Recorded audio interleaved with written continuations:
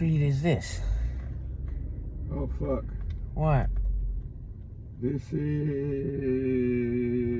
the one where the Pollo Campero thing is? Oh, yeah, Archdale? Yep. But there might be a train trying to come through here. Oh, no, it's not a train. What was it? Huh? I would have gotten to hear the train. No, it was a truck that was working on the tracks. Oh.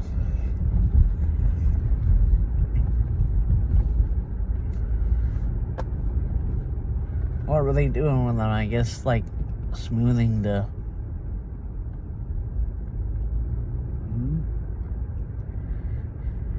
It's like the equivalent of paving a road, but on a train track. They do sometime.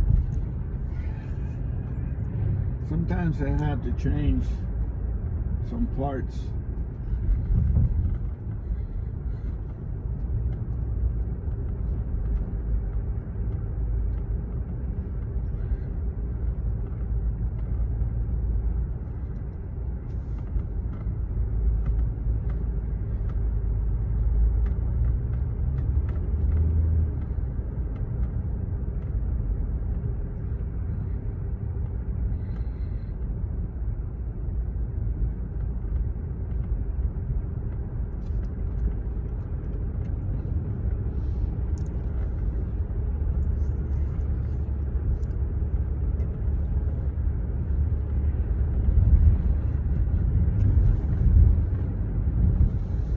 Oh, Joe. So we're leaving at 1:19. Yep.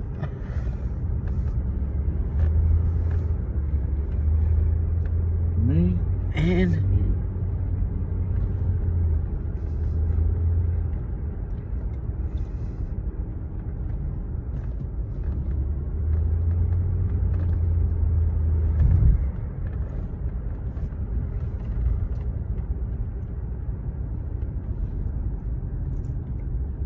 I love the Panthers. You know what I love, Joe? What, Daddy? You.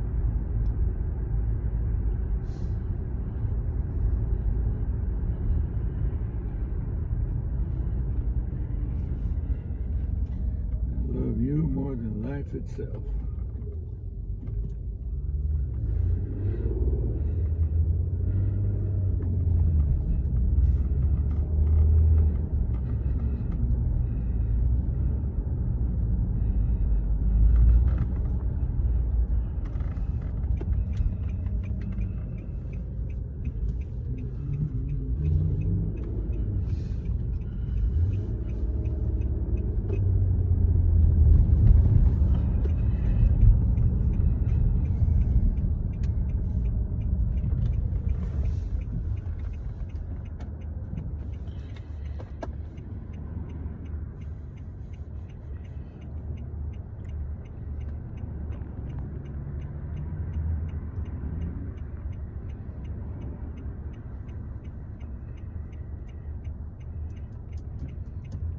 Dog.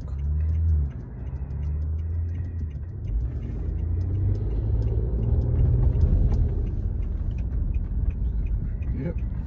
I'll probably get to see Obi tomorrow. Yep.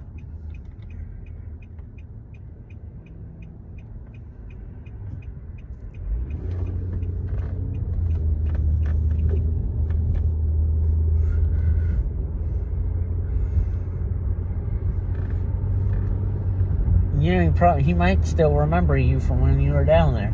Yeah, he remembered. They remember for years. So he might still remember me. He might still remember you.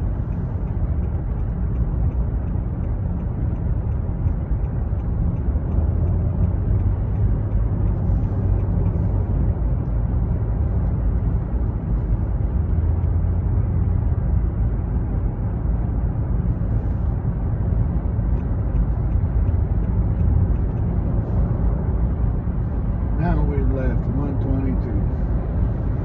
Yep.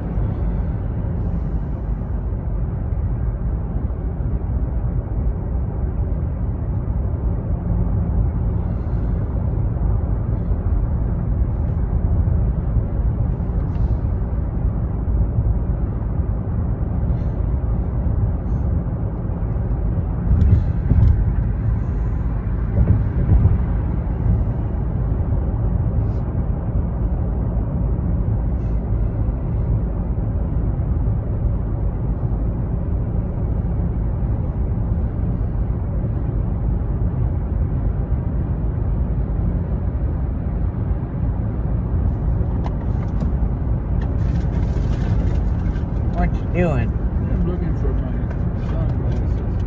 Oh, Well, like, sure you don't take your eyes off the road too much. sure, don't worry about it. You keep reminding me of that. So it's very important.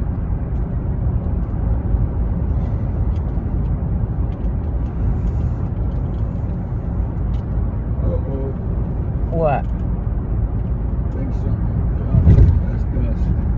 What? I thought a truck had blown a gasket or something. Oh.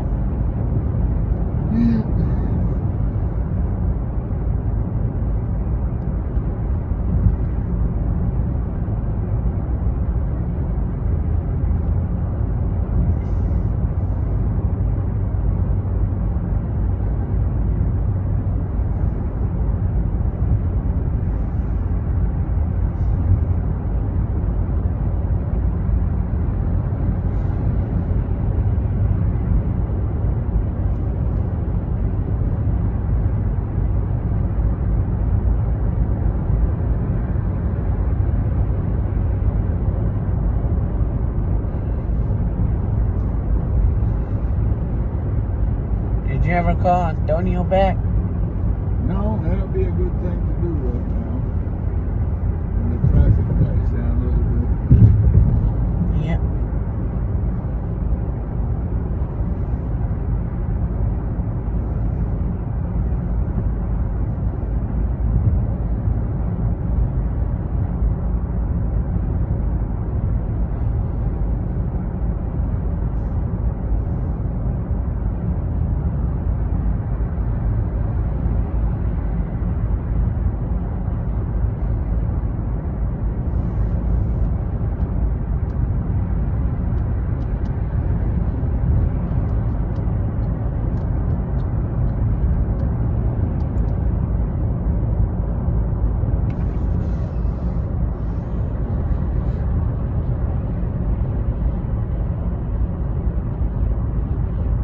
Crash with no injuries. Question. That's a question. What? There's a crash with no injuries. Move the car out of the way.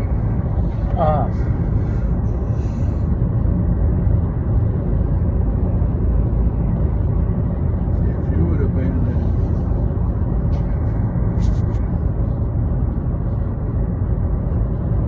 head of the transportation, you would have said if there's a crash with no injuries, move, bitch, move out the way. Yep.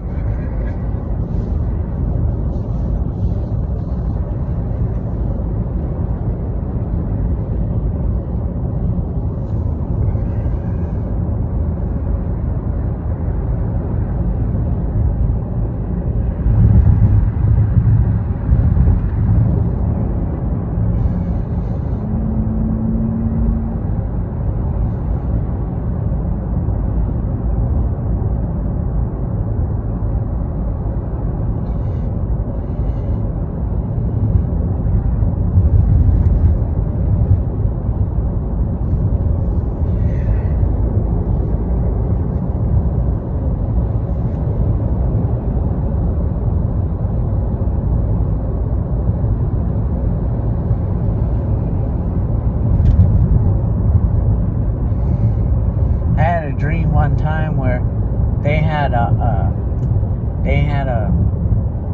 like hyperloop line, like a maglev or something, like one of them like Elon Musk type of things that went direct, that was door to door between Crazy Horse and Prohibition.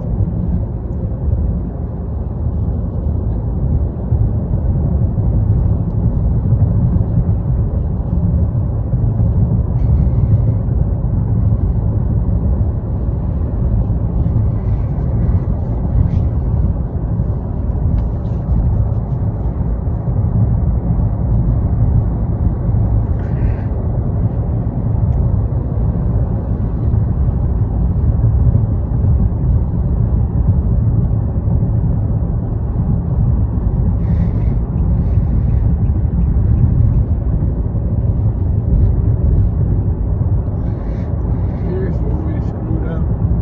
Oh yeah. Is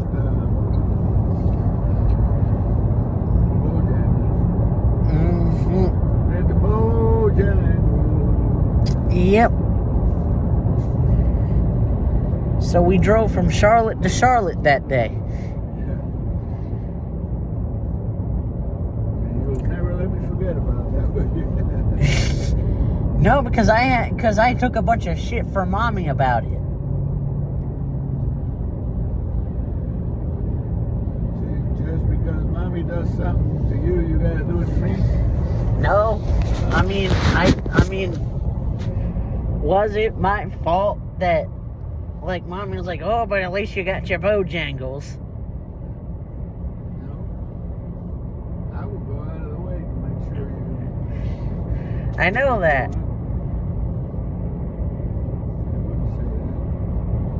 Like, Mommy's never gonna, well, I would say, but I got mine. my memory won't let me forget it. And I'm glad I got mine. Sanctus. Some stuff.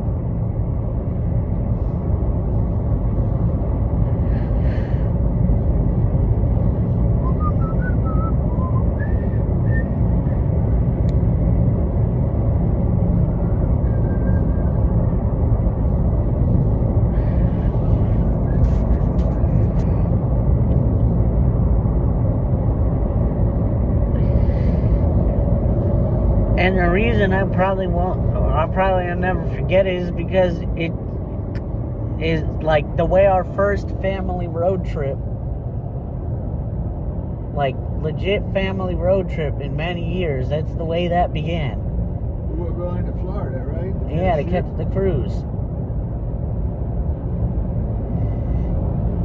Then we all laughed it off. That helps me remember, that was around May, beginning of May. Huh? That was at the beginning of May. Yep. God, I enjoyed that cruise with you guys. Mm-hmm. I really did. That was nice, wasn't it? Yeah, it was.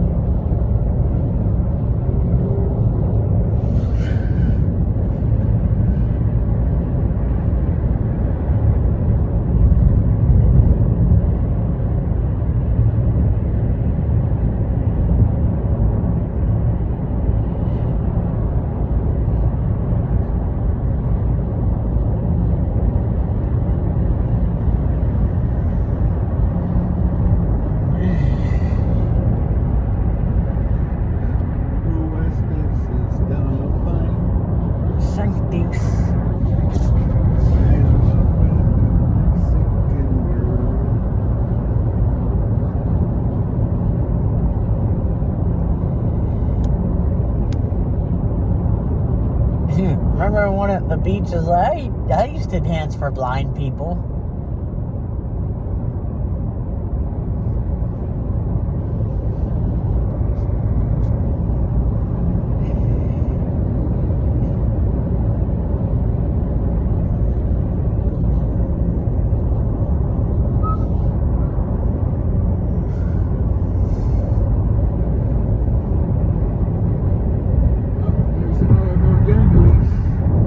Yep. And we were You eating. know what I remember? What? This is why you should really think. I came by, I was hungry, I stopped at a boat at Popeyes and I ate it. And I said, Joey would love this. So next time I went, guess what I did? I brought you. Yep. And guess what you said? I love this.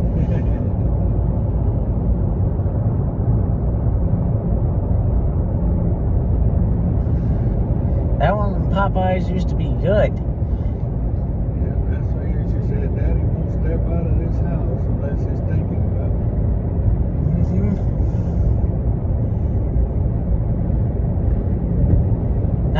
Now I know and love this exit for a very different reason.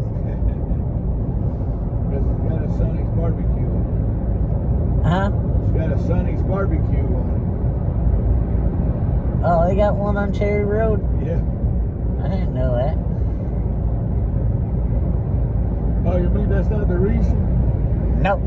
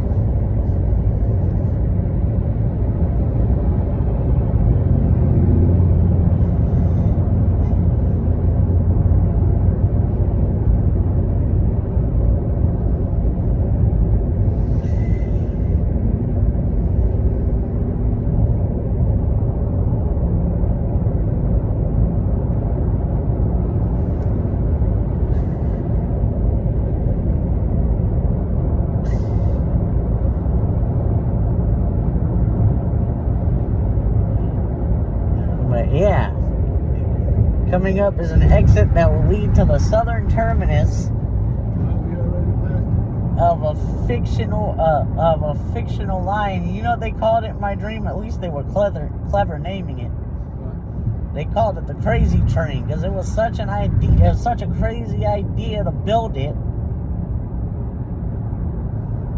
I had a good dream today. But then, Yesterday was horrible, but today was good. ah, Was building roads for a resort in the Dominican Republic. And we were making a lot of money because they were going to give us a piece of the action because they would be able to get a lot more traffic and stuff.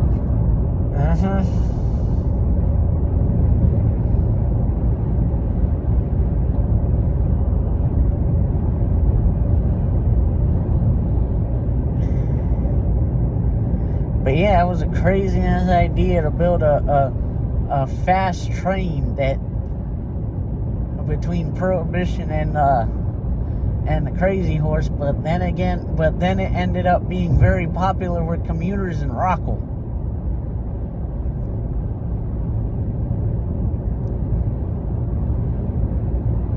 They would take it to wait down in downtown Charlotte.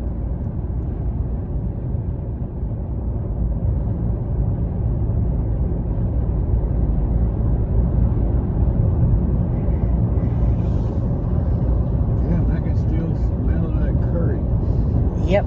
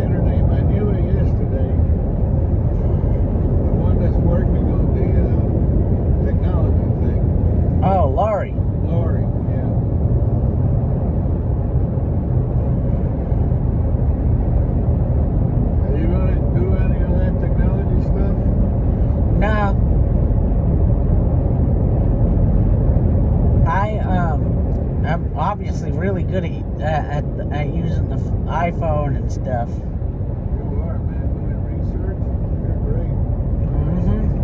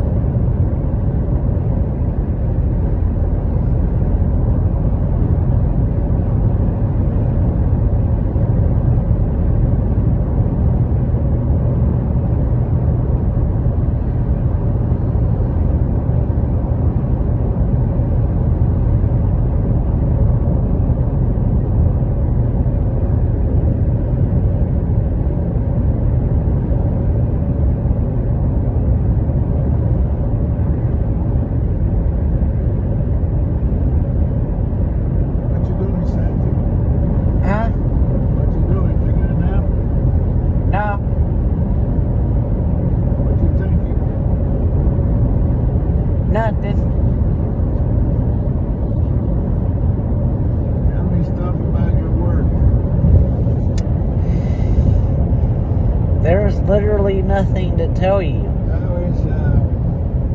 Except the canteen is like, oh, when we're on this trip and we stop at gas stations and stuff, I want you to tell me the price of like a regular Coke and a regular Pepsi and stuff, because the canteen is selling them for $2.39. What does Philip have to say about that? Huh? What does Philip have to say about that? I don't know. We outsourced the canteen supplying and stuff because you can get way more stuff now, and it saves the company a lot of money, because when the company was buying it, we weren't getting as much stuff. Like, we couldn't always get the things that people wanted to buy, and it was costing the company thousands of dollars.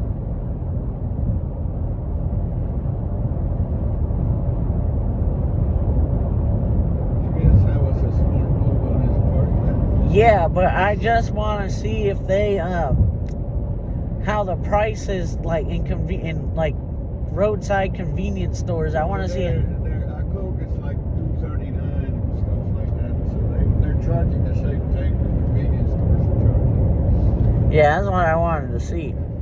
I can tell you that.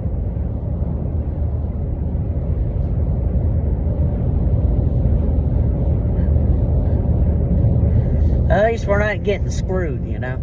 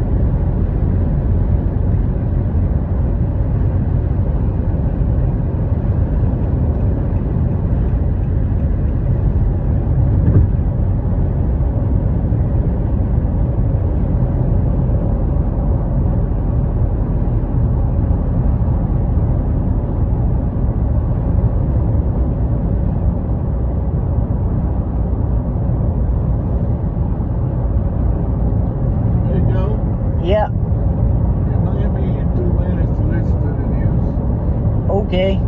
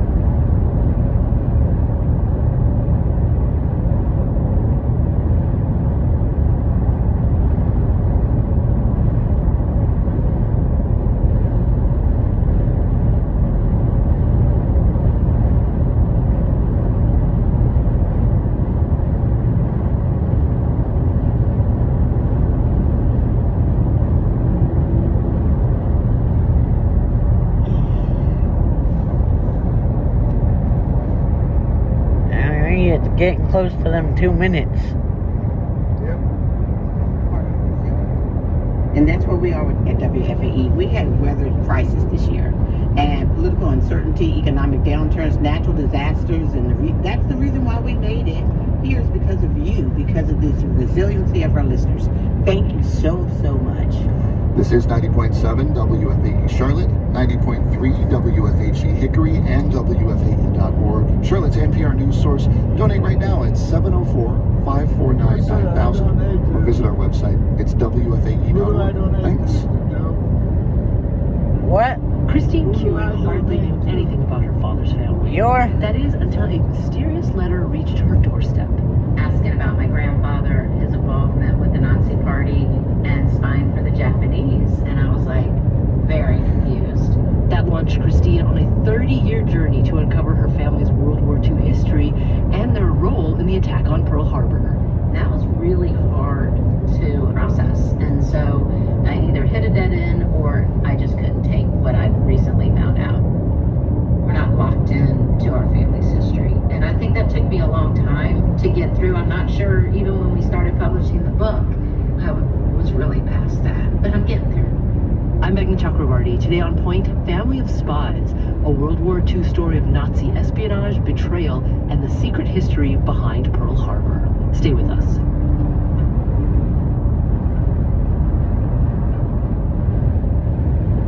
Live from NPR News, I'm Lakshmi Singh. President Trump is pardoning Texas Democratic Congressman Henry Cuellar. NPR's Deirdre Walsh reports Cuellar was a critic of former President Joe Biden's border policies. Cuellar, who has represented his South Texas district since 2004, was indicted in 2024 for bribery and money laundering. The government charged him and his wife with accepting $600,000 from 2 foreign entities. The president announced in a post on social media he was pardoning both of them, saying, quote, "You can sleep well tonight, your nightmare is finally over." He said the Biden administration went after Cuellar because he broke with his party on immigration. Cuellar thanked Trump, saying the pardon gives him a clean slate. House Republicans have repeatedly tried to defeat Cuellar. Several GOP candidates are running against him in 2026. Deirdre Walsh, NPR News. 4 former federal employees have filed a class action lawsuit against the Trump administration, challenging their firings. The group says they were unlawfully targeted because of their actual or perceived involvement with diversity, equity, and inclusion efforts. We have more from NPR's Andrea Hsu. The plaintiffs worked in the Department of Homeland Security, the Justice Department, the Office of Personnel Management, and the National Institutes of Health. They say the Trump administration's goal was to punish perceived political enemies, including federal employees associated with ideologies embraced by former President Biden. President Trump issued 2 executive orders condemning what he called widespread and illegal use of race and sex-based preferences and accusing Biden of forcing DEI into government. The lawsuit argues that DEI-related firings disproportionately affected federal workers who are Black, women, non-binary, and people of color, as well as those seen as advocating for legally protected racial and gender groups. Andrea Hsu, NPR News. Later this hour, President Trump's expected to announce changes in vehicle mileage rules for the auto industry. Critics have been concerned about any efforts to weaken the rules designed to support climate action. The GOP's protected its narrow majority in the House of Representatives with the election of Matt Van Epps in Tennessee's 7th District. President Trump endorsed the former Army helicopter pilot in the special election, while Trump's 2024 presidential rival, former Vice President Kamala Harris, campaigned for Democrat Afton Bay. In his victory speech, Van Epps says running with Trump is why he won. Our victory was powered by supporters of President Trump turning out to vote. The president built the largest, most diverse coalition to ever elect a Republican, and we leaned in on that. The race was viewed as a test of whether Democrats could make a comeback in next year's midterm elections. They had outperformed Republicans in other key contests nearly a month ago. From Washington, this is NPR News. Support for NPR comes from NPR stations. Other contributors include Made in Cookware. Made in Cookware is crafted by chefs for use in restaurants and home kitchens around the world. Their cookware can be found at madeincookware.com. This is NPR. Support comes from WFAE listeners and Briar Creek Health Center at the Barclay, where compassionate care meets an enriching lifestyle. Detailed information at barclay@southpark.com. It's 2:04. Good afternoon. On Point here on 90.7 WFAE and streaming at WFAE.org. I'm Eric Deal, the program director here at the station. Joel Sprouse joins me this hour from our corporate development team and gets to talk to you in the business community. When I have $1, I donate it to lawn services. They want to hear about this shit.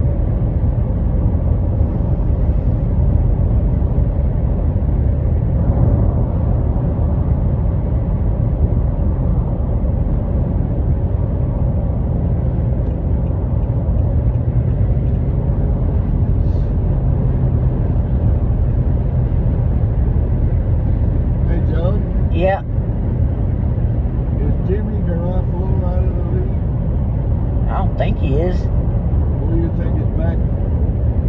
Huh? You think he's a backup somewhere? I haven't heard his name anywhere. And I've been listening to a lot of podcasts at work. So I guess he's not.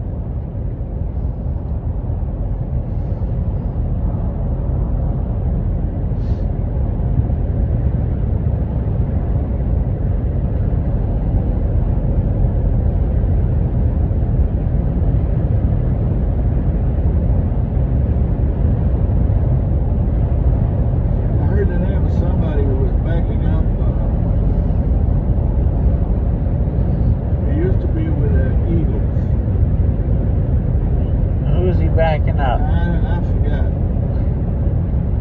Sam Bradford? No. Carson Wentz. Yes. Carson Wentz was playing with the Vikings and he got he had a season-ending injury.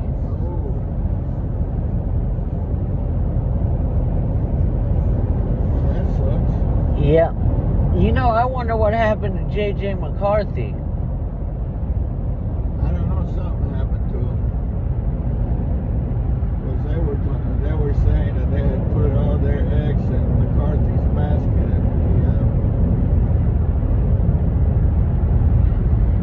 he ended up getting hurt or something. And you know what killed the Giants was Cadoodle. Because what's their quarterback's name? Jackson Dart. Dart is good, but it was like Brady and Gronk. Yeah, but you know what I mean? there was another receiver there named Malik Neighbors. He got hurt before Scatabo did. Yeah. And I knew Scatabo was going to get hurt because he played. He was playing in his last game. Oh. Scatabo, he was always wide open. Yeah. So is Jackson Dart. Yeah. Man, you should see the hit somebody laid on him the other day. Yeah. I heard about that. Started a fight. Yeah. Yep.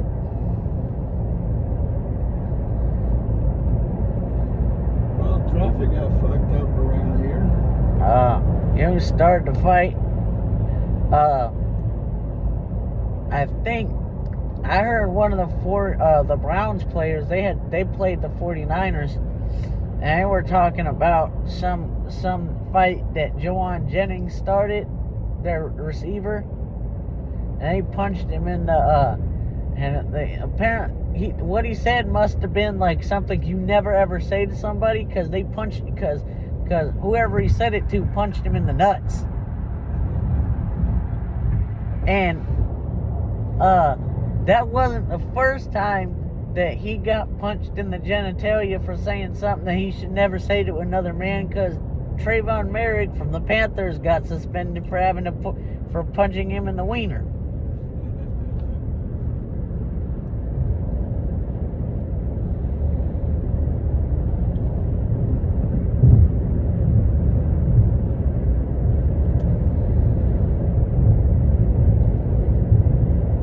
Honestly, I know that Dart got hit really hard, but I don't think it was intentional, because he was still inside.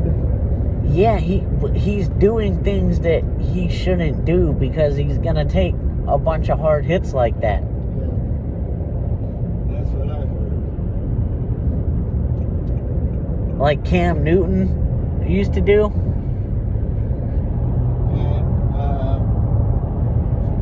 Quarterback. He might have been quarterback for Buffalo Bills. Josh Allen? Yeah, he surpassed Cam Newton in touchdowns or something. Rushing touchdowns. Yeah.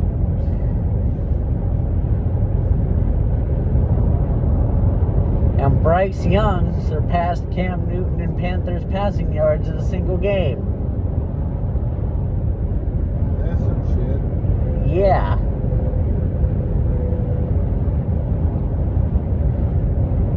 That is some shit.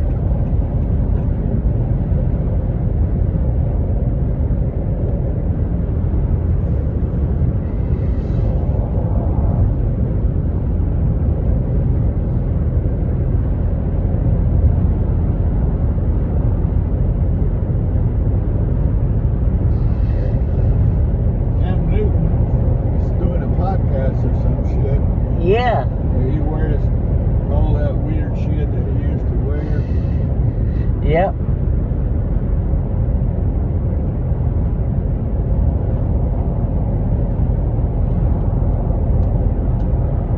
I wonder if he still got that restaurant in Atlanta. He lost that too for bad management. I don't know.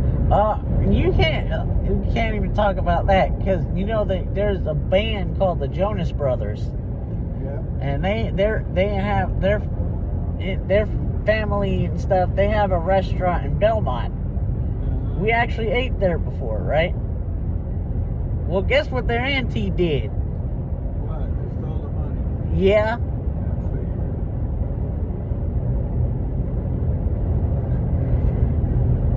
So.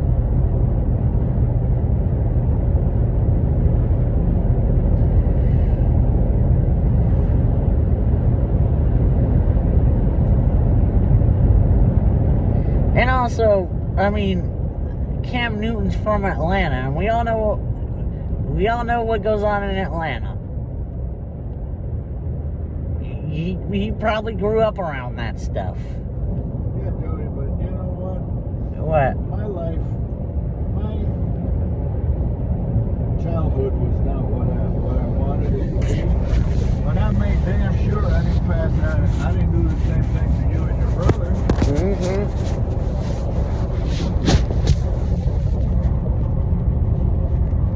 See, we didn't mind when Cam Newton would do that as long as we were winning, but like he kept doing it when we were losing. Remember when we got in the car wreck? The guy just loose cannon, that's all. Uh-huh.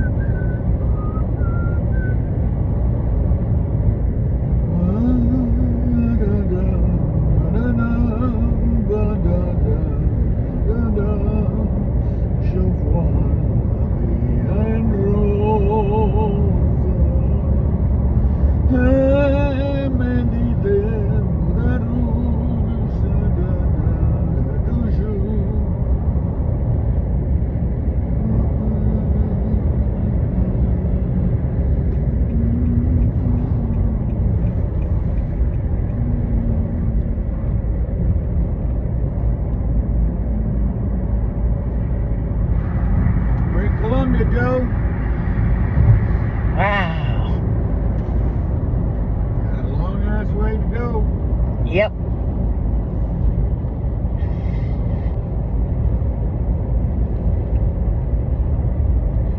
Yes, I know I want to do so many things, but one weekend one day I want to come and party in Colombia for a weekend. Okay. There are some things I would like. Manage your money, and I promise you I'll bring it. Because right now, we're finished paying off Raleigh and Boston. Okay?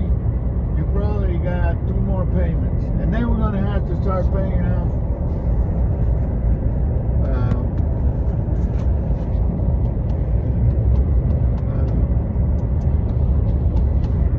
Sasua. And then you're going to turn around and have expenses at the beach.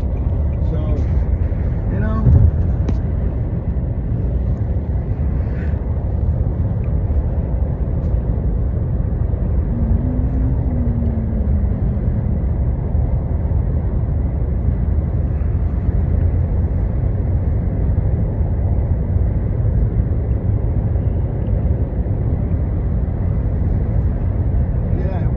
okay, Joe, you only owe, $500 on your credit card. We can go ahead and add some more to it and go to Colombia.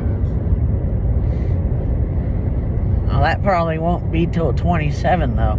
Well, there's a lot of other stuff I got going. You're going to turn right around, and then we get out of Myrtle Beach, and it's time to go to our football game. Where are we going? Well, you don't even know. Nope, but I really want to go to Tampa next year. Okay, let's make it that way.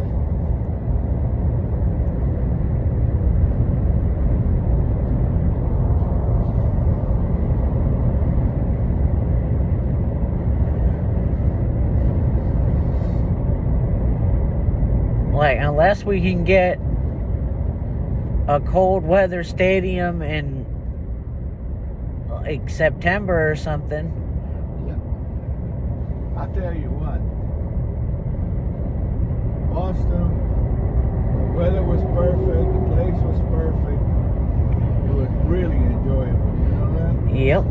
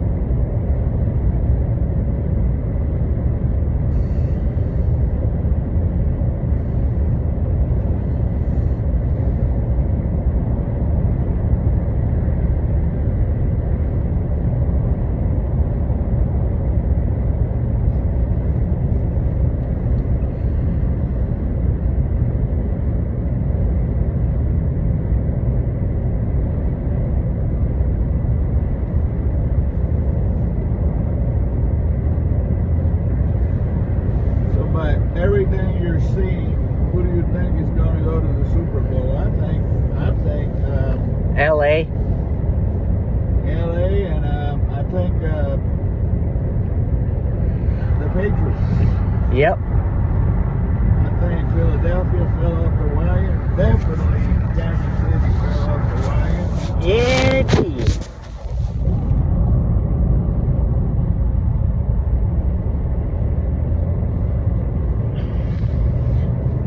Buffalo fell off the wagon too. Yeah. Not as bad as the other two, and you know what? You gotta watch Baltimore. And you gotta watch the Cowboys. Yep.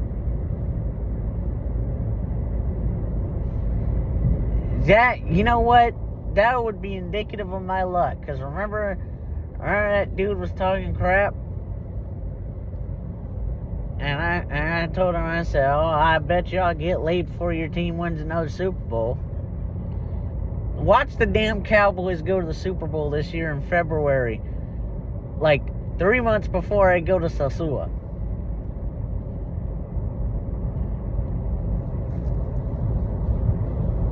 Wouldn't that be some shit? That would be some shit.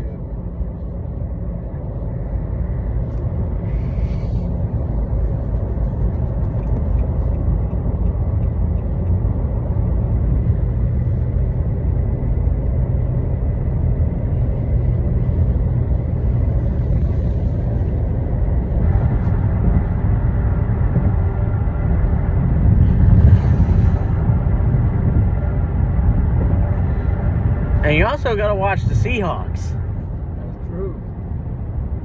What I would really love from that kid from Charlotte with the Drake? Patriots and Sam Darnold to go to the. That would be hilarious. But you know what? How about Sam Darnold and Baker Mayfield facing off in the Super Bowl? They can't because they're in the same conference. Oh, okay.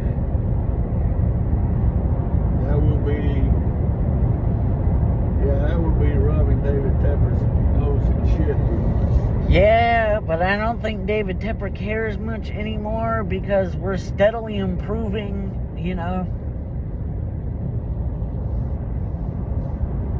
He'll never get anywhere with Bryce Young. Huh? He'll never get anywhere with Bryce Young. He's too inconsistent.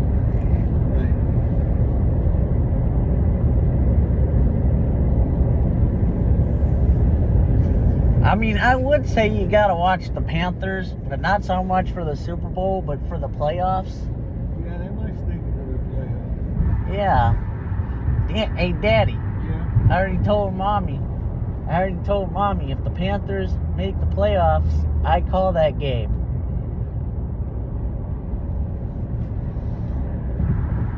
Okay. Don't be surprised if you get screwed. So we'll end up buying the tickets and going, me and you. That'll be expensive, though. Yeah, well.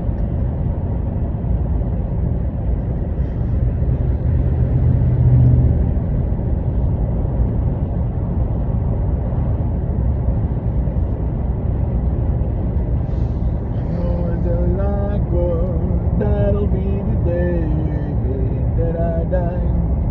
That'll be the day. Goodbye, that'll be the day. Say goodbye, that'll be the day. That'll be the day that I die. Buddy Holly.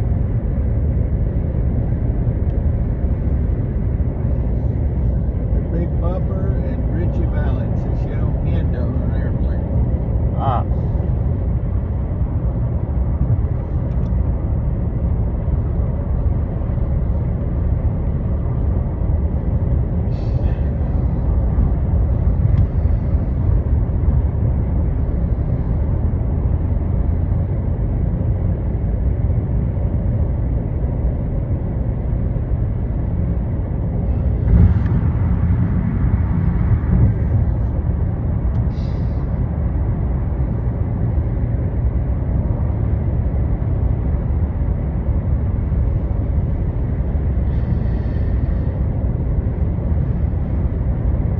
The Chicago Bears are actually the best. Are They're doing good too. I forgot about them. they have the number one seed in the NFC? You know why? Right. Because guess who had their one seed in the NFC before Sunday?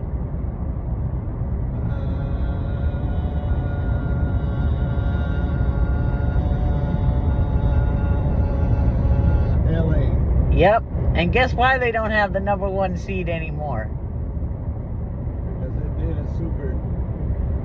I think the quarterback is hurt. Stafford? Yeah, Stafford hurt himself. I don't know about that. Yeah. But how'd they get knocked off of the one seed? The unpredictable kitty cats. Wow, wow, wow.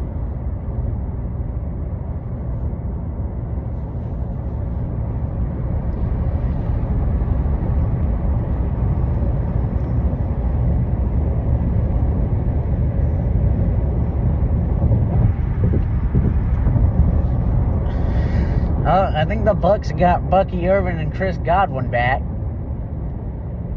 Ooh, Bucky Irvin. and Yeah. Godwin, that's good. Huh? That's a good thing. Well, guess who's hurt now? Baker? Yeah. That is going to be interesting. Going up against Teddy Bridgewater. We play them after the bye. We play the Saints, and then we play the Buccaneers, and then we play the Seahawks, and then we play We the... lost to the Saints, right? Yeah. The Saints aren't in playoff contention, though. Yeah, but we lost to the Saints. That's what I'm trying to tell you. They're Yeah. not in playoff contention. Yeah, we lost to the Saints because I guess we looked past that game, or like...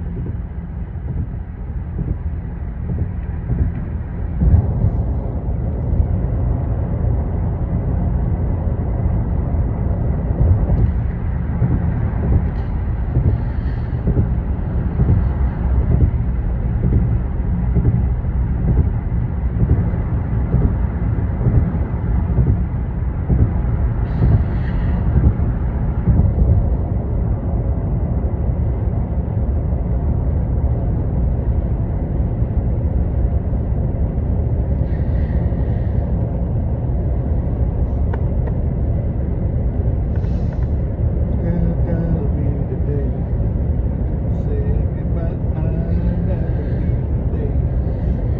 Every cry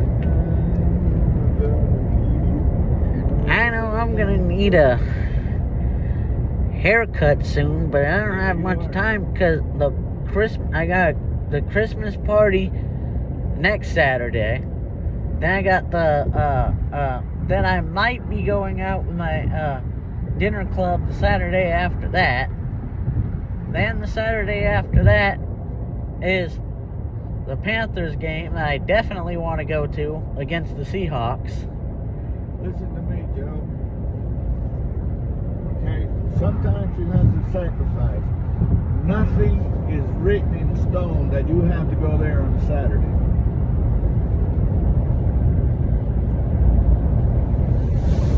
I can pick you up at 4 o'clock, have you over there at 4:30, and you get a haircut any day of the week. Yeah, that's true.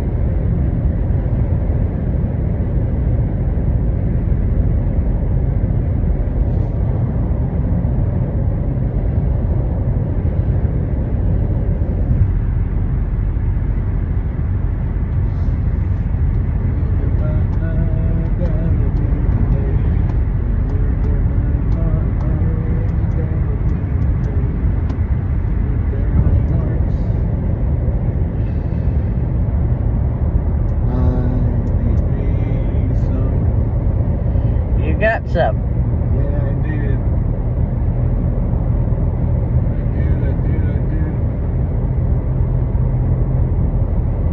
I got it all. I got wolfisis, I got little feast therapy, I got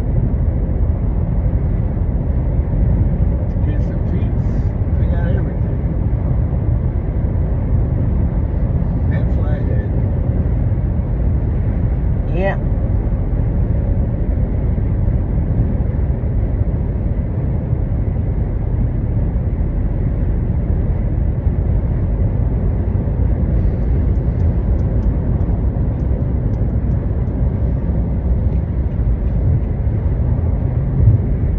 But you know, of course I miss the younger days, but I miss the arms and days. You know, I'd get over there every night, go to sleep in your bed, and I would start out on the end. Remember that? Yeah.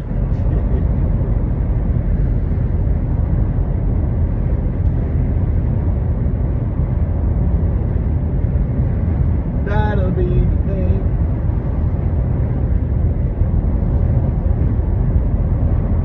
Them iron arms.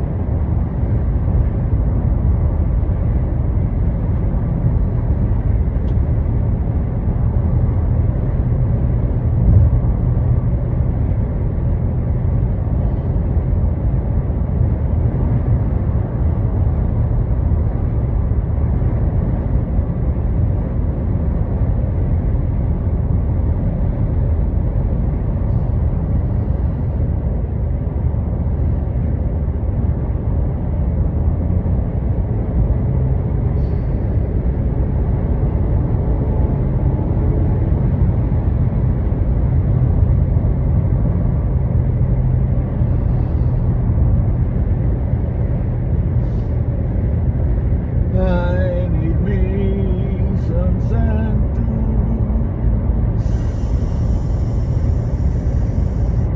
Santos baby art.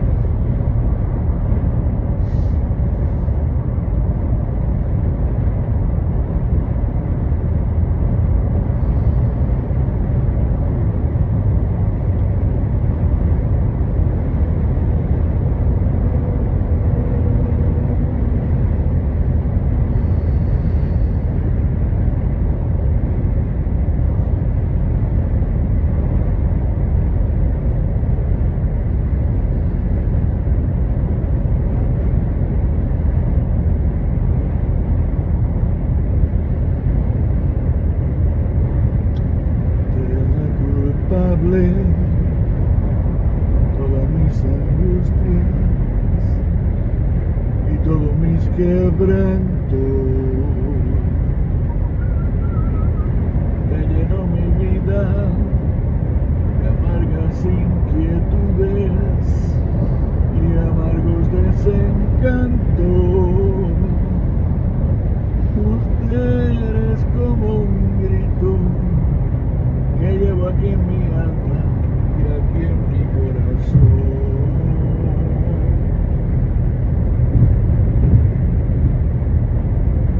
Soy, aunque no quiera, juguete de sus ojos y esclavo de tu amor. Juegues con mi vida, con mi desencanto, que es lo único que tengo. Pam, pam, pam. Shit, here we go again.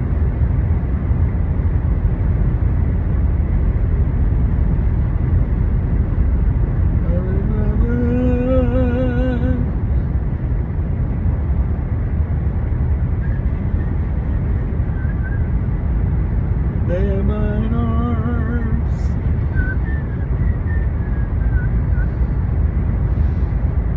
Oh, I love her. Hey, Daddy. Yes, sir. You know what we're gonna go? You know what we're gonna go through on this trip? What? The product of if Gastonia had skyscrapers.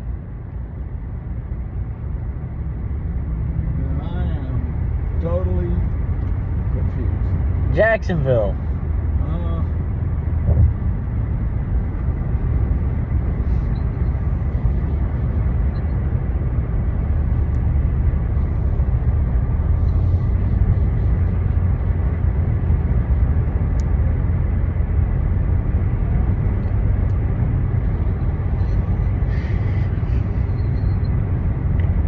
I love watching The Carolina Panthers.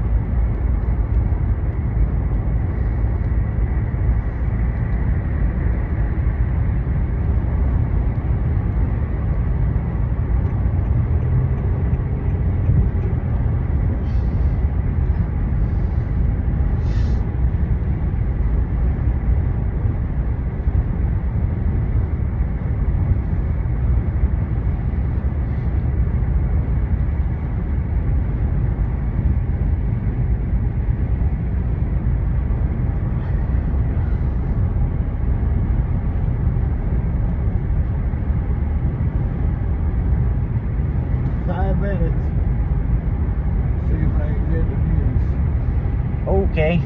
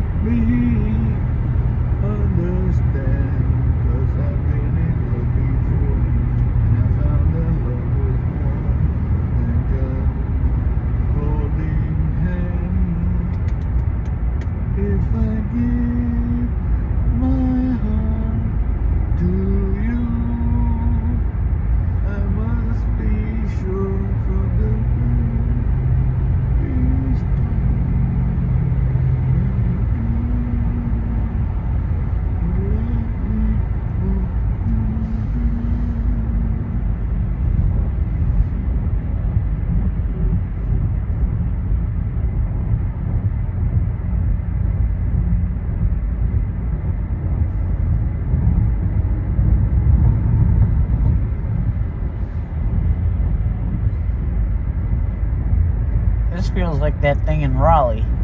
Yeah, you're right. That's because they're working on the roads around here. They must be using the same company too. That's funny that you should say that. Why? Huh? Why is that funny?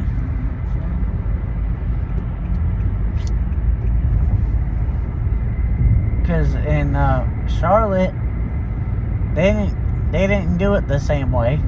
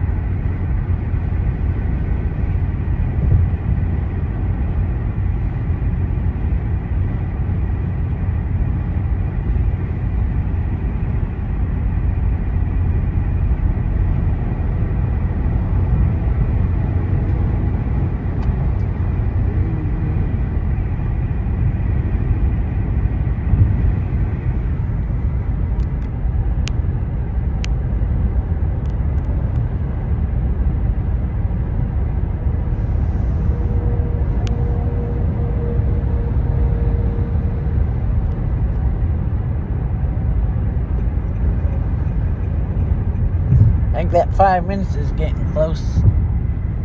You're right. Great moment to begin. All things starting new. So give us a call at 704-549-9000, or you can visit our website, wfae.org. And as Eric mentioned a little bit ago, you can also go on our WFAE mobile app, and there's a red donate button on there as well. Our goal, sort of unspoken goal, though I'm going to speak it out loud, is for every single listener to WFAE who can to give a few dollars. We would be in such great shape if we could get to that point. I realize for some folks it's not going to be possible. Okay, we're still going to have you listening, and we hope that it's meaningful for you. But if you are in a position here at year's end to contribute a few dollars to support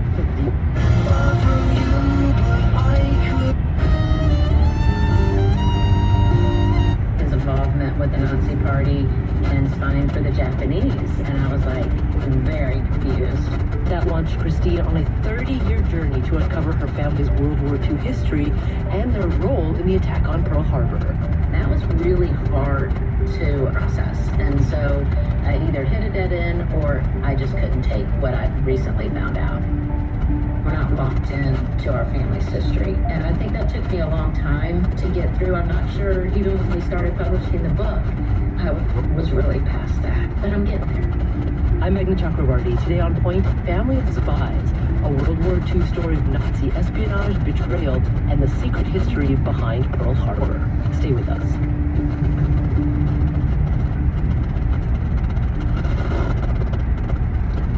Live from NPR News, I'm Lakshmi Singh. Somalia's Prime Minister is downplaying President Trump's derogatory comments about his country and Somalis living in the U.S. Trump said yesterday he does not want Somali immigrants in America. Emmanuel Gonzalez has more. Prime Minister Hamza Abdi Barre said Mogadishu would not elevate Trump's comments and that it would be best to ignore them, as he had recently made similar remarks against other African countries. Last month, Trump said he will end temporary protected status for many Somalis living in Minnesota, saying without evidence that Somali gangs were terrorizing the state. The Trump administration this week also announced it was pausing immigration applications, such as requests for green cards for people from 19 countries, the majority from African nations including Somalia, Chad, Republic of Congo, Equatorial Guinea, Eritrea, Libya, Sudan, and others. The pause follows the shooting of 2 National Guard troops in Washington last week. For NPR News, I'm Emmanuel Igunza. Democratic lawmakers have released new images and videos from one of Jeffrey Epstein's islands. NPR's Rachel Treisman reports the images appear to add no new or revealing information about Epstein or the trafficking of underage girls. The footage was taken by U.S. Virgin Island authorities in 2020, the year after Epstein's death. It shows the pool as well as several bedrooms, attics, and home spaces in one of several estates where Epstein is alleged to have abused and trafficked scores of underage girls. The rooms are furnished with lighting and decor on no people inside. Press unveiled the photos as they try to keep pressure on the Justice Department to release the full Epstein files. To do so. 89. Man, I speak not this to condemn you, for I have said before that no people inside. Democrats unveiled the photos as they tried to keep pressure on the Justice Department to release the full files. President Trump signed a measure compelling it to do so, with exceptions, by mid-December. Rachel Treisman, NPR News. Billionaires Michael and Susan Dell have pledged more than $6 billion to encourage U.S. families to claim Trump accounts. The gift is designed to support a portion of the president's tax and spending bill that involves new investment accounts for kids. NPR's Stacey Bannock-Smith explains that Trump accounts really does function a little bit like a retirement account where you can make tax-free contributions. The child's family, even an employer, can make contributions into these accounts. And then once the child turns 18, they can start withdrawing these accounts for things like a down payment on a house or education, things like that. President Trump has said for babies born during the years 2025 through 2028, the Treasury Department would deposit $1,000 into each child's fund. That would total around $13 billion. At last check on Wall Street, the Dow Jones Industrial Average was up more than 400 points, or roughly 1%, at 47,922. The S&P's up 26. The Nasdaq was up 58 points. You're listening to NPR News. Give me 5. An antitrust case trial against NASCAR is in its second day in North Carolina. NBA legend Michael Jordan and his 2311 team partner, Daytona 500 champion Denny Hamlin, sue the nation's leading motorsports series. They argue NASCAR is a monopoly that will cause his team financial harm. Front Row Motorsport also brought the lawsuit. NASCAR's Independent Press denies the racing series is operating an illegal monopoly. 2311 and Front Row were the only 2 organizations out of 15 that refused to sign new charter agreements last year. A charter guarantees entry to every race and a defined share of the purse. The federal government shutdown held up funding for a program that offers financial help for heating to millions of people. Several states are now reopening their applications for the program. From station WHYY, Sophia Schmidt reports on the latest one. Pennsylvania opens its low-income home energy assistance program, or LIHEAP, today, a month later than usual. Justina Ray is a preschool teacher and mom of 2 who lives just north of Philadelphia. She says she's been waiting to turn on her heat until she can get a LIHEAP grant to pay her heating bill. She's relieved that the program is up and running. Not only for my household, but just for so many families that depend on it, it definitely feel like the weight has been lifted. Pennsylvania plans to start sending out its first LIHEAP payments in the coming weeks. For NPR News, I'm Sophia Schmidt in Philadelphia. The Dow is up 465 points, nearly 1%. I'm Lakshmi Singh, NPR News. Support for NPR comes from NPR stations. Other contributors include Bayer. Bayer is dedicated to delivering breakthroughs that save lives and feed the world using the scientific process. Learn more at sciencedelivers.com. This is NPR.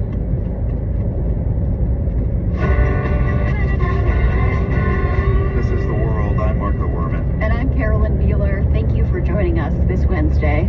Israel says it will reopen the Rafah border crossing in southern Gaza in the coming days. That would allow Palestinians to leave the territory, which has been extremely difficult for most people before. But there is a big wrinkle. The Israeli government says that in Gaza return all the remains of hostages. People will be allowed to leave Gaza through the Rafah crossing, but will not be allowed to enter. The announcement announcement today was facilitated by President Donald Trump's 20-point Gaza peace plan. It went into effect in October. The nerve center for implementing the plan is located in an industrial zone in the southern Israeli city of Gat. Reporter Tov Zerav and Looking for the truth. Security, train Palestinian police, and demilitarize the Strip. Globally, skepticism is high that Phase 2 can occur as planned, with some even fearing that the war could be resumed. But inside the warehouse, stretched along a small paved street in an often forgotten part of the country, optimism is high. The American Army's U.S. Central Command and the Israeli Army are the main actors at the center. CENTCOM's Captain Tim Hawkins explains how the center is working now. Its primary focus is in two areas. One is to coordinate the flow of humanitarian assistance, coordinate the flow of logistical support, and coordinate the flow of security assistance into Gaza. And secondly, help monitor implementation of the ceasefire. The monitoring work includes real-time drone footage, Hawkins says. A map of Gaza divided into zones is projected onto one of the walls in front of long rows of black desks, office chairs, and computer screens. The sound of so many people speaking in all corners of the room at the same time creates a constant beat of humming voices. There are pipes stretched across the high ceiling amid fluorescent lights. Concrete pillars dot the room, and green astroturf covers most of the floor.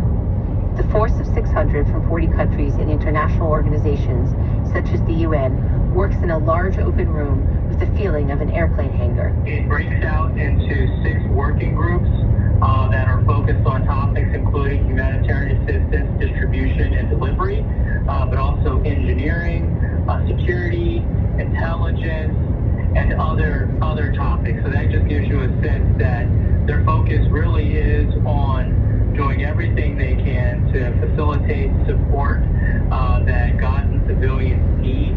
An Israeli military source says that people spend all day coming up with ideas trying to understand what can and can't be done in all the different arenas. Among the questions under discussion on many days is how to improve the flow of aid, how to clear out the rubble from 2 years of Israeli bombing, and how to create a support system for the International Stabilization Force. Those in the room, Hawkins says, understand how unique and significant their work is. It is definitely something historic and special. It's an opportunity. And what we are focused on doing is maintaining this opportunity for the different parties to come together and take advantage of it by helping achieve lasting peace. The UN Security Council ratified the Trump plan in November, including a loose mandate for the stabilization force. Ramiz Al-Kabarov, UN's Deputy Special Coordinator for the Middle East peace process, later told the Council the center's work had helped improve what had been a catastrophic aid situation, but much more needs to be done. Among the sticking points are Hamas's delay in the promised return of all the deceased hostages, Hamas's refusal to disarm, and the absence of the promised international stabilization force. Middle East analyst Ahmed Fouad Al-Khatib of the Atlantic Council spoke at an event put on by Media Central and Media Service in Jerusalem. He says there's no way an international force designed to get rid of Hamas will materialize. I am now declaring the International Stabilization Force is dead on arrival. It has failed to materialize, and it is not going to happen in accordance to how the Trump administration envisioned it. Al-Khatib says to remove Hamas from the picture, private military contractors, which are often used in conflicts from Iraq to Afghanistan, should be employed to spearhead the fight. Then the International Stabilization Force can move in, and then you can have elements of the PA come in, and then you're just mopping up remnants of Hamas. There is a way. Hamas is not the only or the first or the last guerrilla group to have ever existed in a small piece of geography that is hiding behind civilians. Retired Israeli Colonel Dr. Ofer Guterman is a researcher at the Institute for National Security Studies. He says whether an international stabilization force, the ISF, or a Palestinian one were to enter Gaza, it's unlikely either would want a full-on war with Hamas. He describes the issues this way. Hamas is saying we are not going to disarm ourselves. The ISF and the Palestinian force are not ready and won't be ready for months. And Israel is saying we won't let reconstruction happen before we see demilitarization and disarmament. So how can it succeed? Guterman says what's likely to happen is what he calls the Berlinization of Gaza. Trump administration is pressing to move on, but Hamas doesn't agree to move on. Then I refer you to clause 17 in the 20 points agreement, which says that in the case that Hamas doesn't agree to move on with the plan, then the plan can move on without Hamas. This scenario says would create a division, not unlike what occurred with Germany after World War II, when Berlin was split between East and West. Hamas would remain in control of the territory it now holds, about half of Gaza, where effectively little could happen. Construction and non-Hamas governance could begin, he says, in the areas of Gaza now under Israeli control. So in this way, creating two entities, one is, let's say, Hamastan, and the other is an Israeli security strip, which hopefully, gradually, more and more becomes a separate, alternative, competitive political territory and entity to the, let's say, the Hamastan territory. And eventually, he says, that territory would be transferred to a future international stabilization force, which would allow Palestinians to begin rebuilding their homes and businesses in Gaza. For the World, I'm Tova Lazaroff in Jerusalem.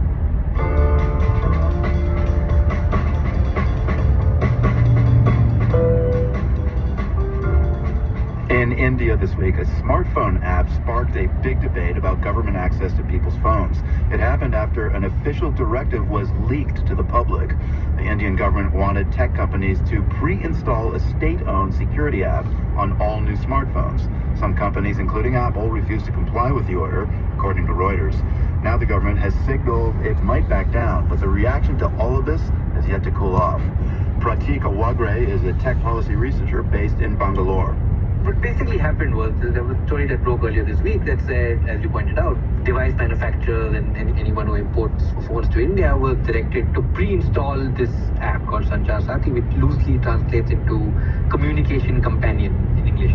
And the application itself now has been around since earlier this year, and it's meant to be a service where you're able to report fraudulent calls, you're able to check if there are other phone numbers registered under your name, you're able to check with the validity of your IMEI numbers and a couple of other features, a lot of which is also on the website today.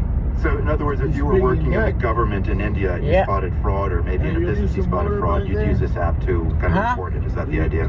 So you're able to report if your phone has been lost or stolen. I'm good. It asks you for your IMEI number. One of the other things that it was also doing was that when it was installed on the phone, it would be able to communicate with a centralized database. Like a government centralized database.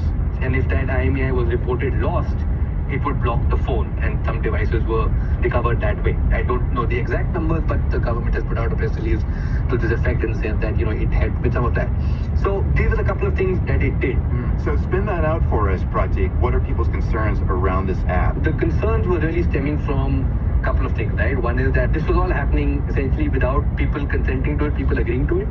At one level, there was this concern about being forced to have an app on your phone and the risk or the potential privacy risks it would have. The second layer of that was about the precedent it sets, in the sense that now you're essentially saying that the state can say, hey, these are the apps you need to have on your phone. And once you open that door, what other apps can be mandated that way also is a question, right? Or in terms of whether this app itself at some point could be updated to do more, to track more things. Now, we don't have, I think, in the public domain a really good teardown of this particular application and how it works today, but just in terms of once it's on your phone and you can't remove it, then in the future what other features or what other abilities can be added to it where people would not be able to remove it, right? A lot of this stemmed from this belief that it was something that couldn't be removed. And look, the other thing is also in terms of, like we were discussing, that there is a sense now that there is a step back, right? So there's been a press release that's come out, but the order itself hasn't, as of now, been formally revoked. So this government order, as I said, was leaked. Is there a sense that the government was not ever going to let the public know, or that eventually they would let the public know that this app has been pre-installed on people's phones? Partly speculative there in the sense that, look, the app would be visible, right? So it's not like the app was invisible or people would not see it on the phone, right? You would know that the app is on your phone. Right. But just in terms of the procedure of how the order was issued, it's not clear whether there was ever an intention to publicly state that they've done this, that there might have been. Now again, the way things played out was that it was reported one day and there's a press release the next day. Now, we can only speculate whether the press release was already scheduled or whether it was done in response to the report going out. So there's a question mark there. But there is sometimes a tendency to not report some of these things in the public domain and just issue these orders, and then you often find out when someone leaks the order or it gets reported in the press. So, Pratik, how common is it for the Indian government to make directives like this without public knowledge? It's fairly common. It's hard to put a number per se, but it's not uncommon to have directives issued that go directly to the companies. And again, some of the regulation is written in such a way that the orders can't be made public. That's in a slightly different context. If you look at the regulation that talks about blocking websites or blocking social media accounts, that's written up in such a way that confidentiality is often invoked, right? So for example, if the government directed Twitter to take down, or X to take down a post that I had submitted, and it gave Twitter XYZ reasons for doing so, Twitter wouldn't be able to tell me what those reasons are because there is confidentiality baked into the law itself, right? So in some cases the laws are designed that way. In some cases you also have like this, where an order is just sent out directly to companies and there isn't any sort of public consensus process that happens before it for something like this that potentially affects so many smartphone users. And it's what you're seeing now with this leaked order.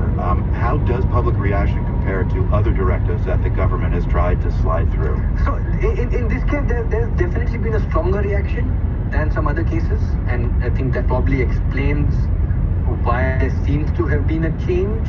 Right now, of course, the government, it's unlikely that they will admit that they've taken a step back, but just judging by text of the order and how things change, it seems like they've shifted track a little bit. And so that's normally when there's pushback of this sort, or when there's pushback that's this loud, sometimes there is a change in course. Pratik Wagre is a tech policy researcher based in Bangalore. He was walking us through the recent controversy in India around a government-mandated smartphone app. It's easier to understand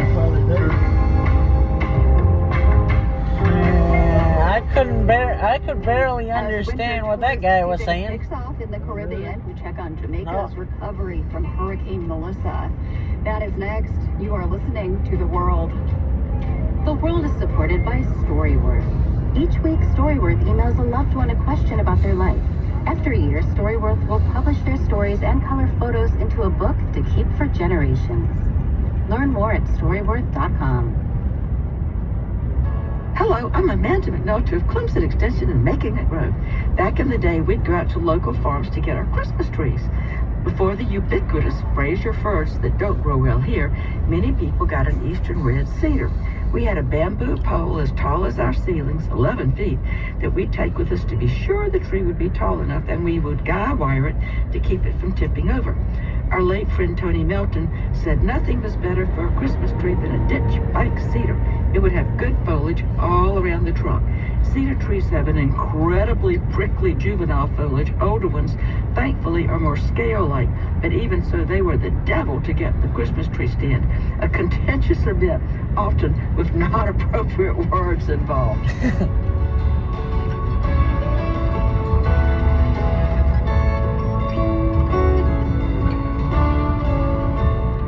Funded by South Carolina Farm Bureau and Farm Bureau Insurance.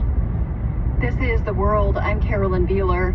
The World Bank and International Monetary Fund are stepping in to help Jamaica with nearly $7 billion in assistance for the ongoing recovery after Hurricane Melissa. The late October storm was one of the strongest on record in the Caribbean. It triggered devastating floods and killed more than 100 people across the region. Thera Edwards is a lecturer at the University of the West Indies. There's pretty much a divide across the island, in terms of east and west. The western end of the island was the hardest hit, but the eastern end, while not the hardest hit, was not without having effects. Edwards spoke with us today from Kingston, Jamaica about those effects and the recovery efforts. She says 6 weeks after the storm, electric utility workers have restored power to about 80% of the island.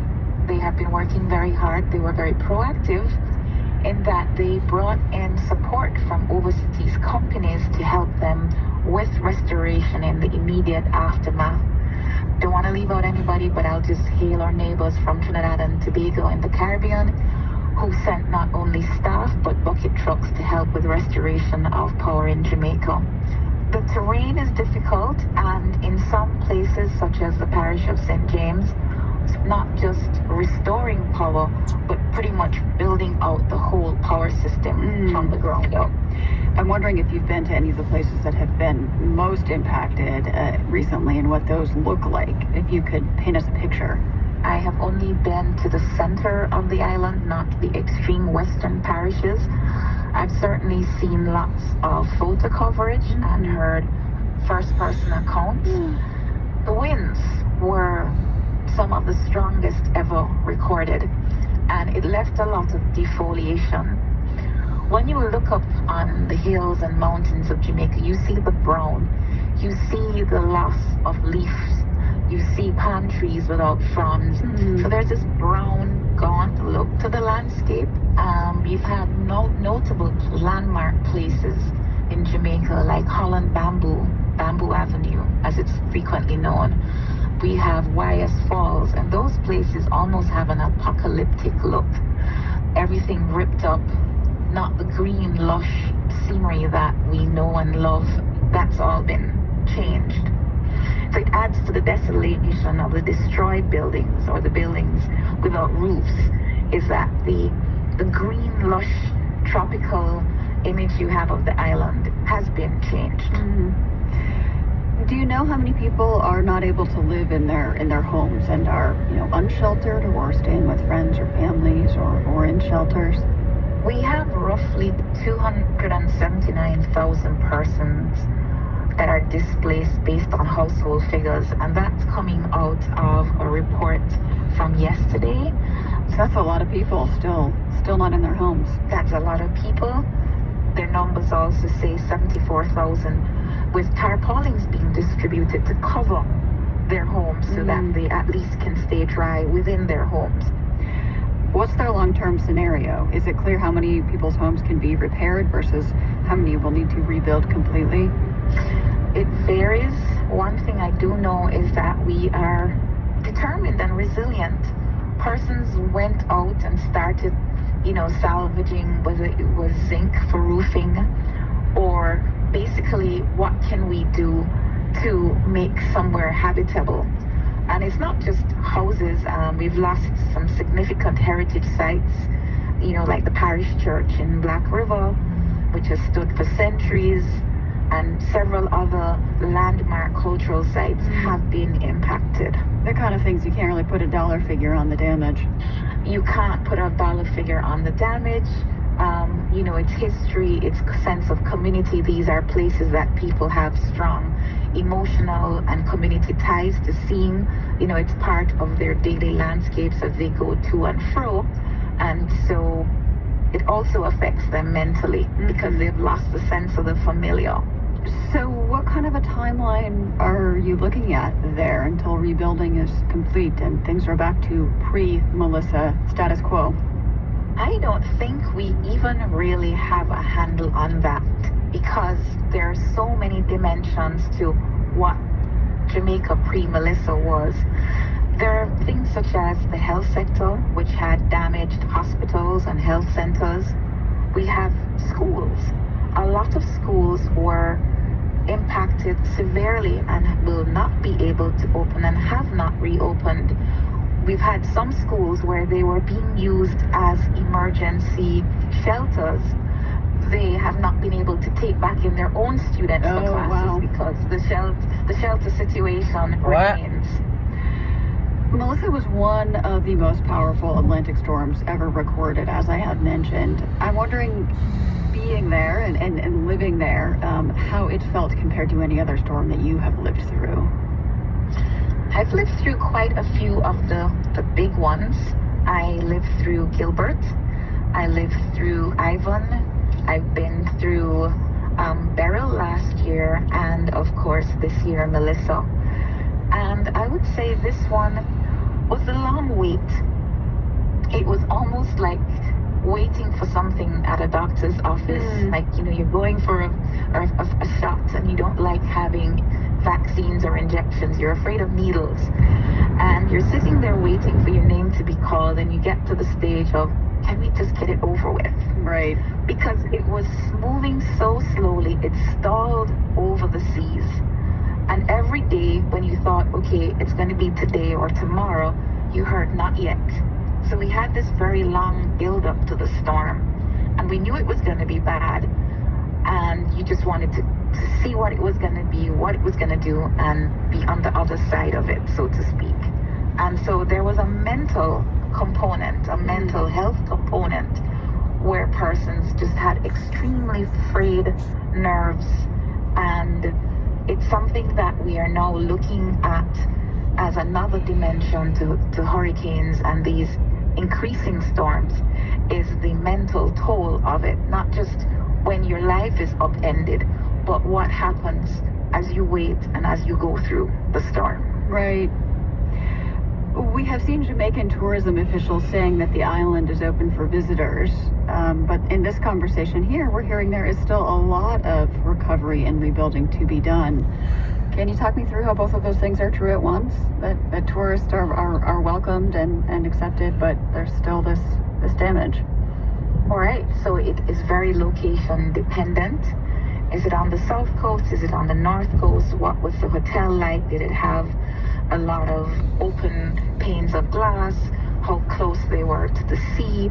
Some places had not just wind damage, but they had storm surge, which brought the sea in. So the damage varies. So the places that are opening, because today is December 3rd, and December 1 is traditionally the opening of the winter tourist season. So it's a double whammy being a late season storm, in that it came just before the start of the winter tourist season. So that is significant. Huge part of the economy there. Right. Tierra Edwards is a lecturer at the University of the West Indies, and she spoke with us from Kingston, Jamaica. Where are we going? 95. You're listening to The World. Hey y'all, it's Gavin Jackson with the South Carolina Lead, inviting you to have a December to remember at our Charleston area live taping on December 11th at Hobcob Brewing Company in Mount Pleasant. We're talking campaign trail, year-end wrap, and looking ahead to 2026. The taping is free and open to the public on December 11th from 6 to 8 p.m. with the taping starting at 6:30. Find more details and RSVP at southcarolinapublicradio.org, and we'll see you December 11th at 6 p.m. at Hobcob Brewing in Mount Pleasant for our live taping. Hi, I'm Brandon Joyner with Shortwave Kitsch. We're bringing back the golden age of radio, this time with a little extra holiday sparkle. Join us for our variety show featuring musical guests, the Blue Dogs, Saturday, December 6th at 7 p.m. at Capers Hall at the Citadel in Charleston, South Carolina. Get your tickets now at southcarolinapublicradio.org/shortwave.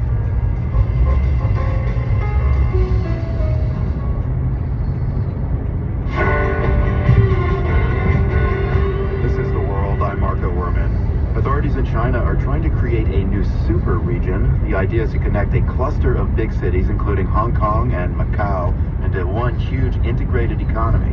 In part 3 of a series from China this week, the world's Jeremy Siegel reports on how Chinese authorities are putting the young, tech-heavy city of Shenzhen at the center of this regional project.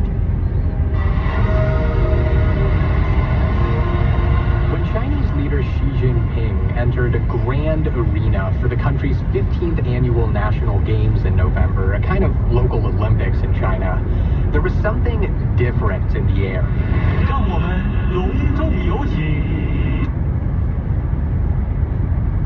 All right. So what are they going to do, take over Hong Kong? Well, they already did that. In 1999, when you were born, the Brits were supposed to hand over Hong Kong. And they did. That was by treaty.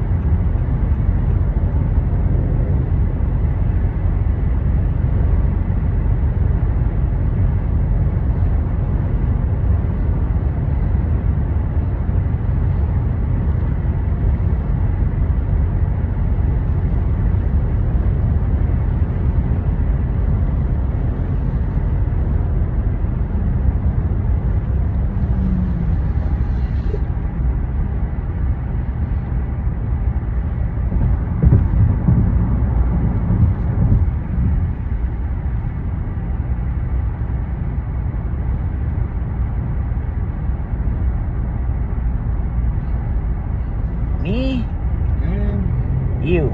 Yep.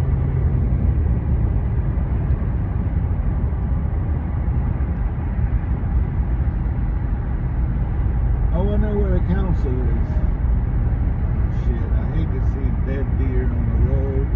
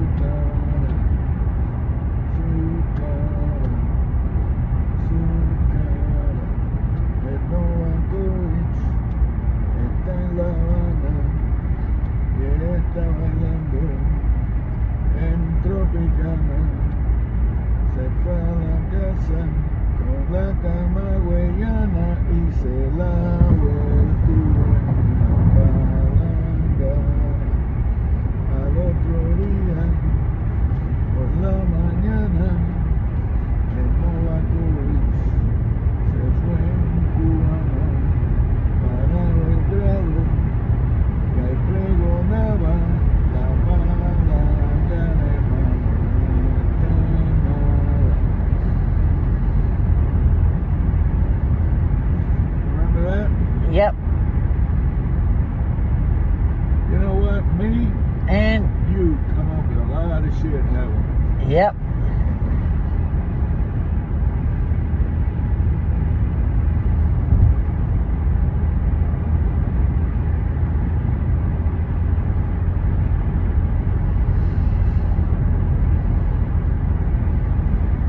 I wonder how long Hurricane Maria they had in Puerto Rico.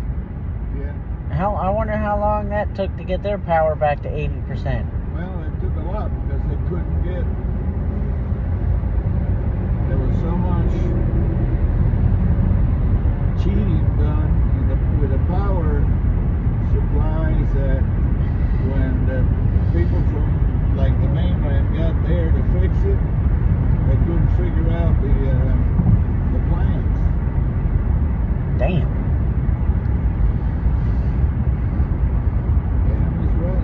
Jamaica was able to do it fairly quickly. They sure did.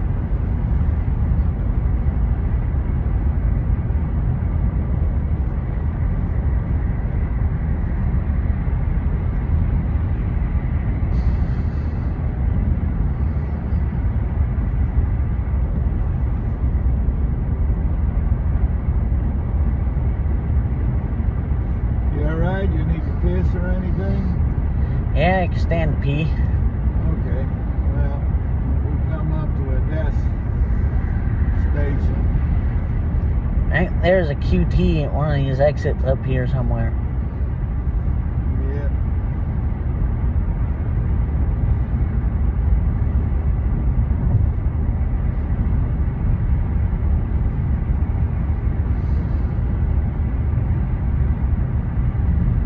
I think we're coming up on Walterboro. No, good. I'll let you know. There's no QT here, so I'm going to wait until we hit a QT. Okay. 146 miles. Buckets. Really, they got signs 146 miles out? Yep.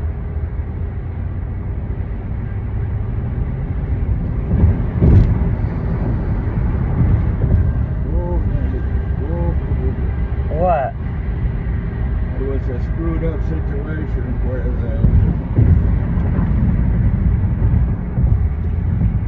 the what?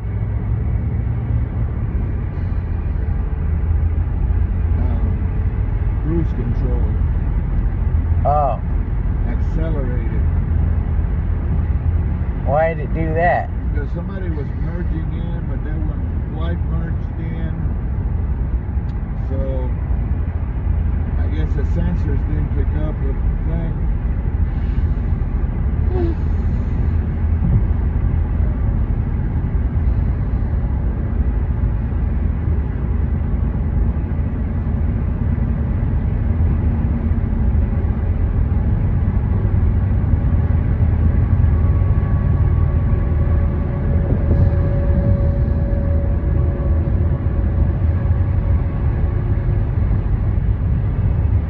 Me?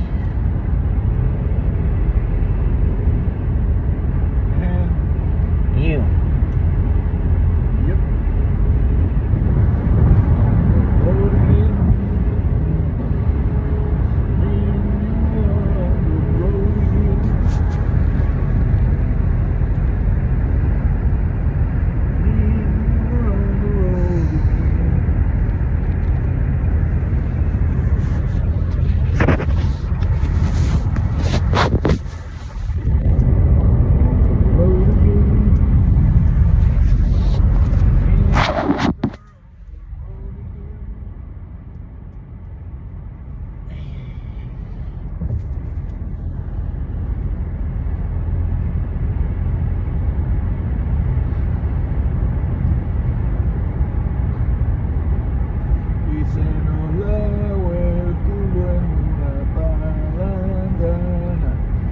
They gotta wash their culo with palangana in the Dominican Republic. No, know where we're going. I know. Like we're going to resorts and stuff. Yeah. But you know what? What? I also remember one day I like, hijo, tú estás loco. And what did you say? Estoy arrebatado.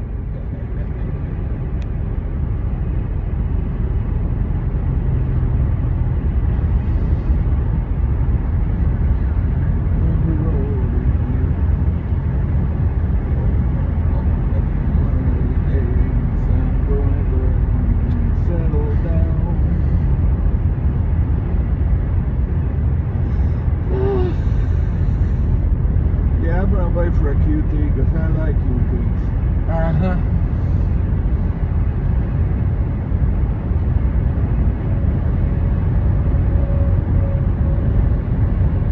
I'll probably find my phone cable at QT.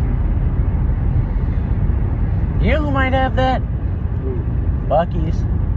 Oh, Buc-ee's probably does have it, but so would QT. Oh, they would? Oh, yeah.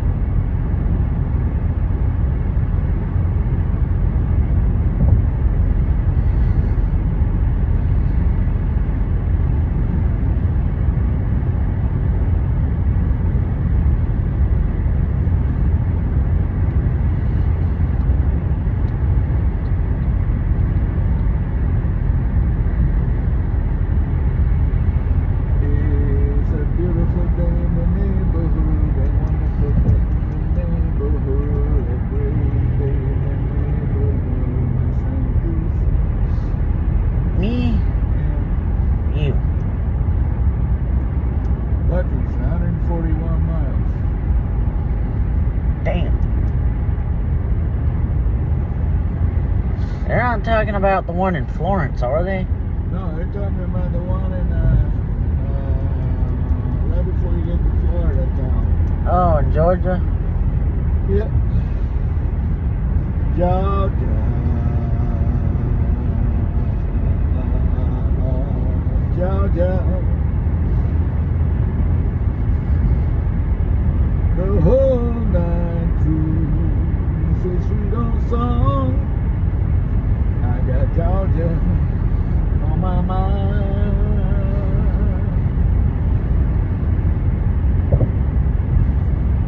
I said Georgia, Georgia.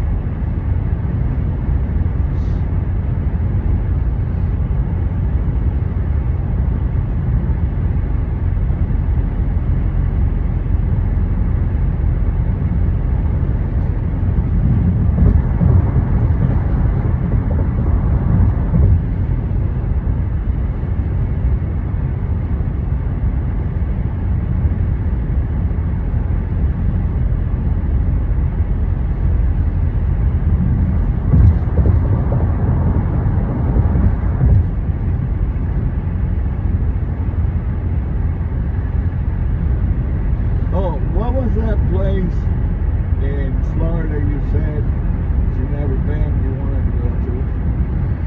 Which one? I don't know. It was a gasoline to have food or something. No, it was a fast food restaurant. What's the name of it? Talking about, there was a Crystal, but that was like... Okay, Crystal said, I read the reviews, it was una mierda. And then there was another one that that will probably be January before I go to, unless we... There's Checkers that they got, and they got... Crystal was una mierda. You know what I noticed? No one reviews a fast food place when they have a good experience. Oh, that's pretty interesting. It's like that and a nightclub.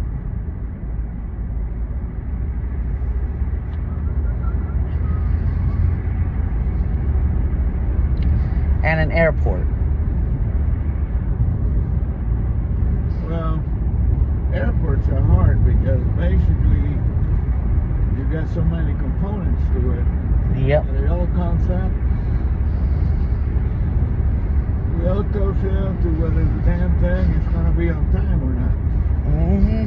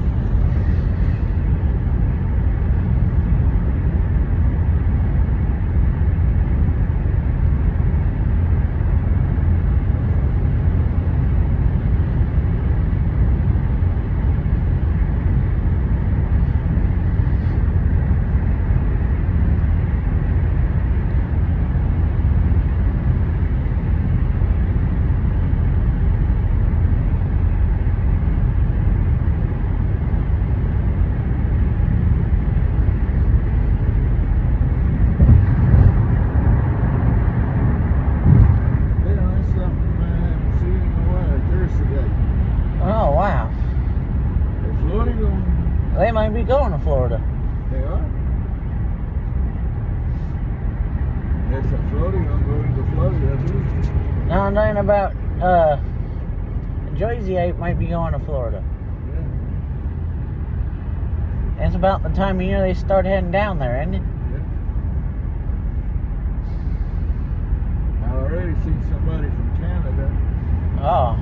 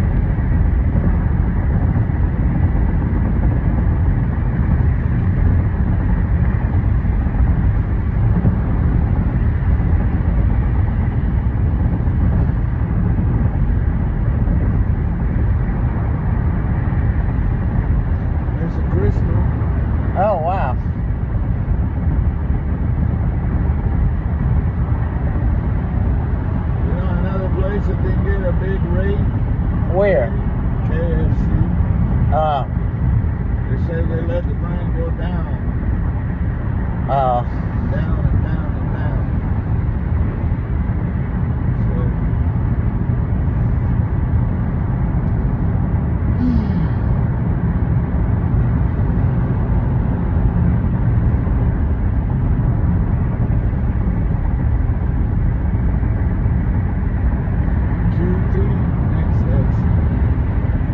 Okay.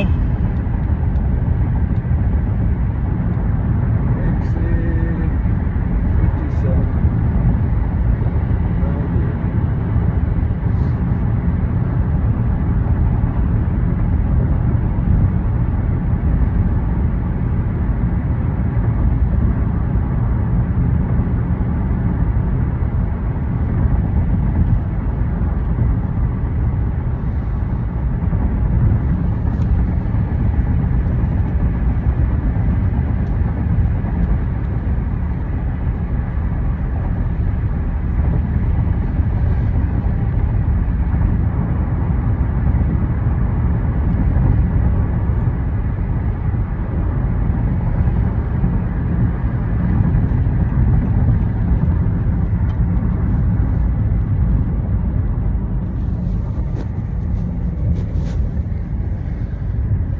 Wow.